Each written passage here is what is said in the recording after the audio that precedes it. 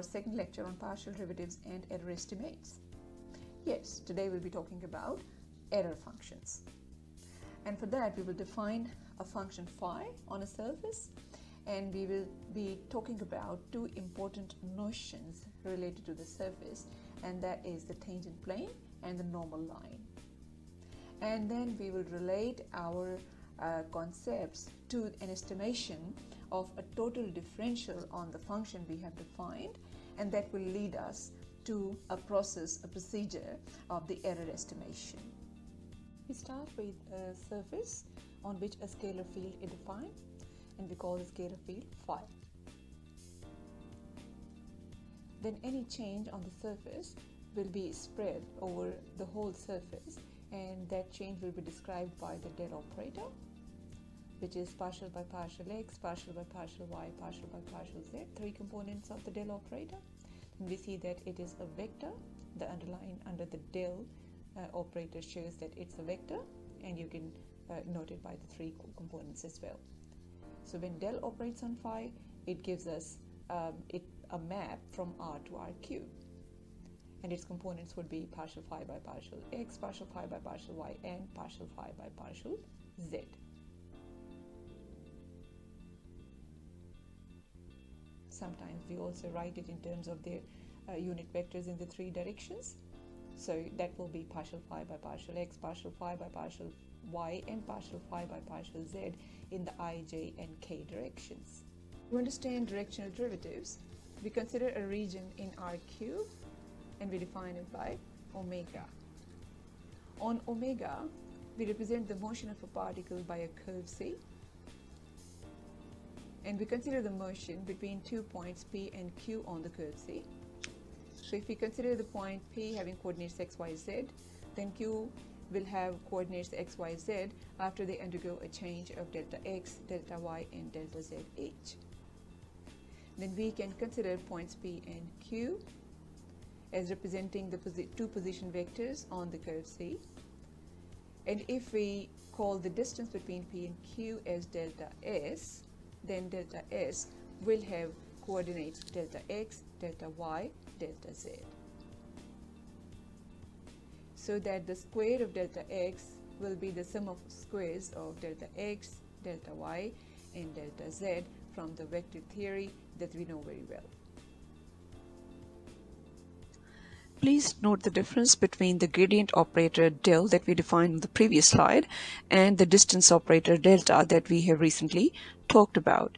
And we see that as delta s becomes very, very small, then by the definition of a derivative, we apply the limit on delta s divided by absolute value of delta s. This means that we will be applying the limit on all the three components, which will in turn become dx by ds, dy by ds, and dz by ds, and in three dimensions. And we know that since we have divided delta s by its magnitude, it becomes the unit vector u from P to Q.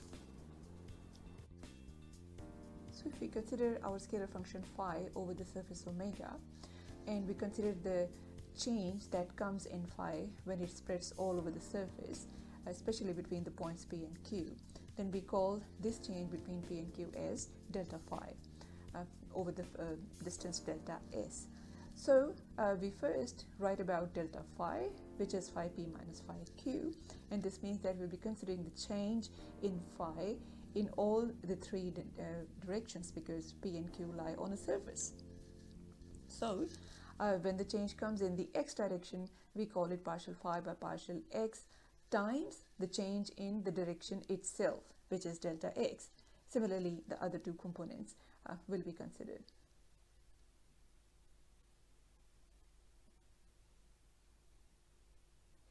Now, since we have considered this change between 2 points and over the distance delta s, we divide delta phi by delta s, which means that mathematically we'll be dividing the other side of the equation by delta s as well. And then we talked about minimizing delta s, which means that we want to consider delta s to be very, very small as p approaches to q. which means that we will apply the limit delta s approaching to 0 on both sides of the equation. And we know that when we apply the limit, then by the definition of the derivative, delta phi by delta s would become d phi by ds, and the same case would be on the other side.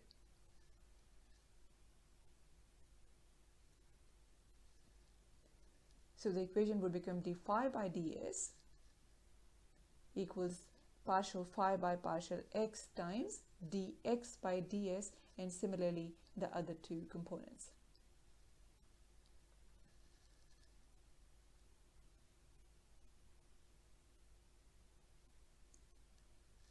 And now we see that all the elements in black on the right hand side, which are partial phi by partial x, partial phi by partial y, and partial phi by partial z, they are the components of del phi, aren't they? And all the components in red are the components of the unit vector u that we defined before. So what we see on the right hand side is a dot product of del phi and the unit vector u, which is called the directional derivative of phi with respect to s in the direction of u. And we also call this directional derivative as the rate of change in phi in the direction of u.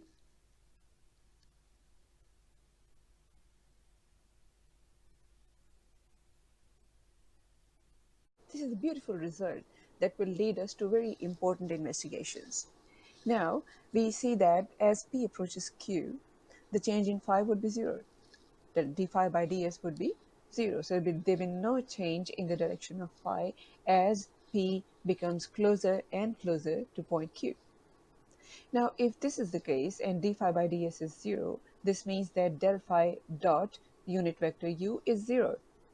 And when a dot product is 0, we know that the angle between the two entities is 90 degrees. And so del phi at point P is always orthogonal to the unit vector u along the vector PQ, which is the tangential direction to the surface. So we can consider del phi divided by the magnitude of del phi as the unit normal vector n. And this means that del phi dot PQ would be 0. Or we can say that del phi dot x minus x naught, y minus y naught, z minus z naught is 0 because x minus x naught, y minus y naught, z minus z naught represent the distance between P and Q. And this equation determines the equation of a tangent plane to the surface. So del phi dot PQ equal to 0 or del phi dot the unit normal vector n equal to 0 would always represent the equation of a tangent plane. Hence, for any surface defined by z equal to f of x, y, so there is a variable z depending on two variables x and y, the equation of the tangent plane to that surface can be defined by del f dot the vector x minus x naught, y minus y naught, z minus z naught equal to 0. So it's a dot product of two vectors equal to 0, where the vector del f has components partial f by partial x, partial f by partial y, and minus partial f by partial z because of the right hand rule applied to the normal, which is the cross product of fx and fy. The dot product would give z minus z naught equals f sub x times x minus x naught plus f sub y times y minus y naught. Obviously, z minus z naught is multiplied with minus 1 as per rules of the dot product, and because the negative sign, when it goes on the other side of the equation, it becomes positive. And then we can always write this equation 2 alternatively as delta z equals f sub x delta x plus f sub y delta y. Now, the critical point to understand here is that we are considering the change when the distance between P and Q is nearly 0, but not exactly 0. So when we talk about a nearly 0 distance, which means that we apply the limit to equation 3 when delta S tends to 0. And when the limit applies, then all the changes become total changes. So delta z converts to dz, and delta x converts to dx, and delta y converts to dy. And the equality therefore cannot retain as an equality, as an exact equality. Instead, it will be replaced by an approximation.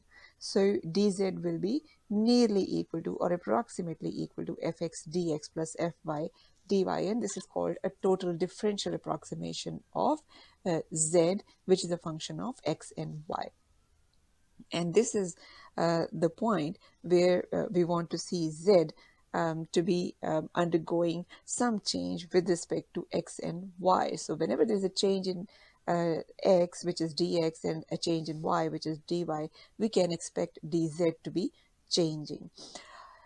Now, we also know that when we want to estimate a change, that we are considering the magnitude of the change.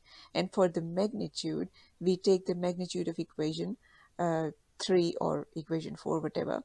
And then we know that by triangle inequality, this equality or approximation will have to change to an inequality, because the triangle inequality would say, would compel us that the magnitude of dz would always be less than or equal to the magnitude of the right hand side, which can be further split it up into the sum of the products of the magnitudes of f of x dx and f of y and dy.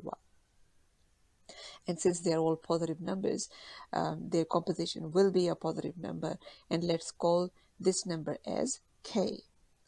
Then the inequation that magnitude of dz is less than or equal to k determines k to be an upper bound on dz, which obviously is an upper bound on the change in z or the error in z, and this means that the maximum error that can occur in z would not be greater than k. So that's all we need to understand the error estimation. And please watch this carefully again and again, because we'll be applying this idea in our examples, and that'll be really interesting. This was a brief but a complete introduction of 3 important computations related to a surface: the tangent plane, the normal line, and the error estimation of a function defined on that surface. In our next lecture, we'll be giving you many examples from real-life applications in which you will compute the tangent planes to a surface, the normal lines, and also for the functions defined on the surface, you will be computing not only errors but also the percentage errors of the functions. So stay with us and subscribe to the channel to get notified in time for the next lecture. Great.